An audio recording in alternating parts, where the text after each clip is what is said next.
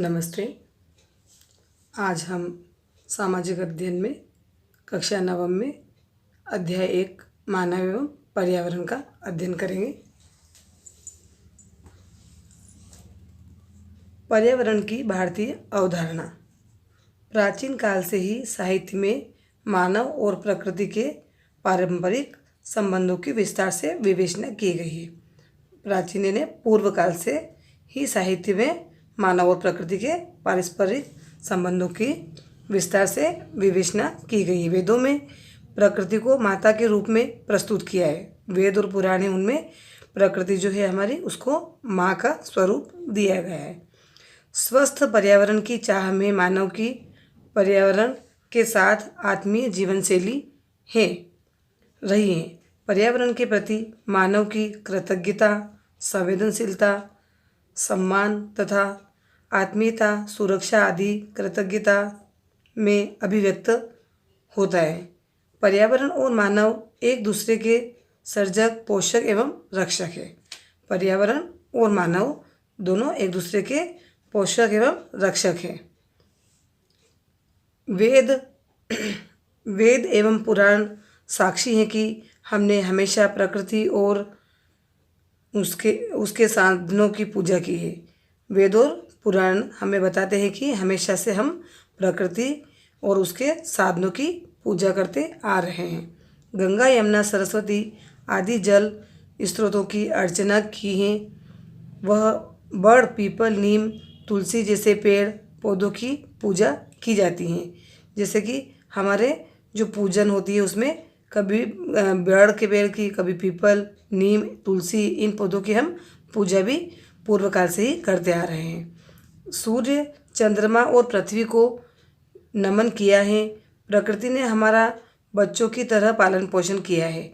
सूर्य, चंद्रमा और पृथ्वी को भी नमन किया गया है, प्रणाम किया गया है और आज भी हम करते हैं।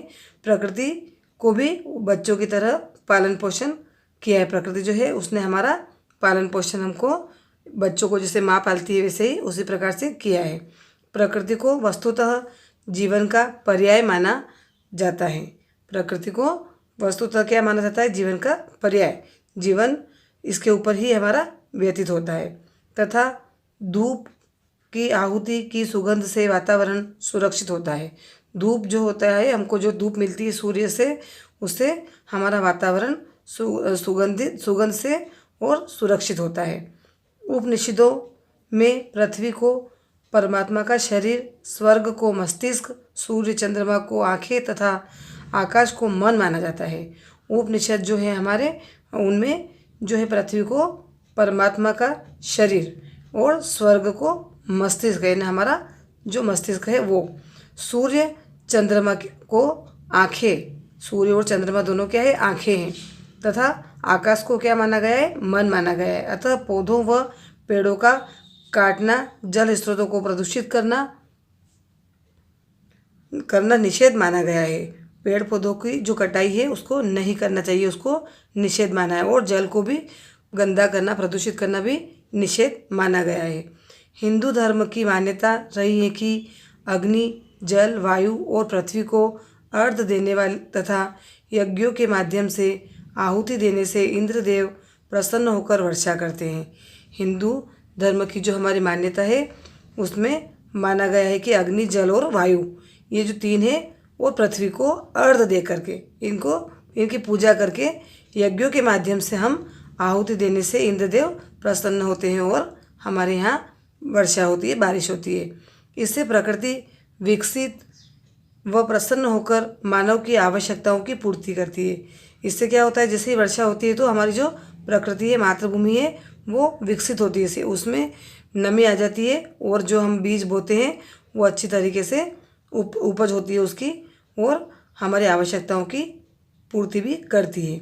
ईसाई धर्म ने तो प्रकृति को देवी का स्वरूप माना है। हमारा जो ईसाई धर्म है उसने प्रकृति को देवी का स्वरूप माना है। प्रकृति की गोद में बैठकर वर्ड, समर्थ, कीट तथा शैली विश्व के महान कवि बने। वर्ल्ड कवर्ड और वर्ल्ड, समर्थ, कीट तथा शैली, ये विश्व के महान कवि बने। इस्लाम धर्म की आयतों में जीव हत्या का निषेध तथा पेड़ पौधों की रक्षा करने की हिदायत दी गई है। इसमें इस्लाम धर्म की जो है उसमें जो माना जाता है उसमें जीव जंतुओं की हत्या करना भी निषेध माना गया है।